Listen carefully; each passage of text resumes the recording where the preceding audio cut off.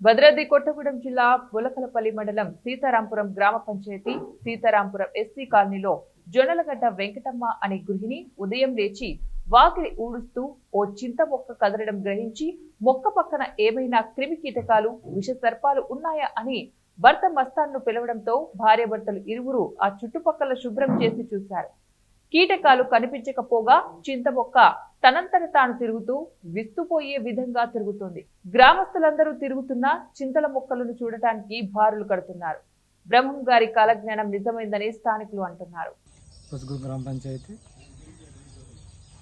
మా అక్క ఉదయాన్నే లేవగానే వాకలు ఊడ్చేటప్పుడు ఒక చింత మొక్క రౌండ్గా తిరగడం చూసి భయానికి గురై మమ్మల్ని అందరినీ పిలిపించి చూస్తే అవన్నీ పిచ్చి పిచ్చి మొక్కలను తీసి చూస్తే అది రౌండ్గా తిరుగుతుంది.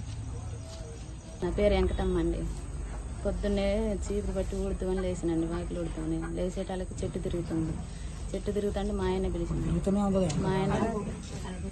మా ఆయన్ని పిలిస్తే మా ఆయనకైనా చెట్టు తిరుగుతుందని అన్నాడు. మా తమ్ముడికైనా పిలిచాను. మా తమ్ముడికైనా చెట్టు తిరుగుతుందని అన్నాడు. అయితే ఊరోళ్ళందరూ వచ్చి చూశారండి. ఆయన చెట్టు తిరుగుతుందండి. మాకు ఏదైనా తెలియట్లేదండి. సీతారాపురం గ్రామం ఎస్సీ కాలనీ నుంచి పొద్దున్న అమ్మాయిలు వేసి వాకిలు పెట్టడానికి వస్తే చెట్టు తిరుగుతుందని మాకు వచ్చి చెప్తే మేము కూడా వచ్చి చూసాం.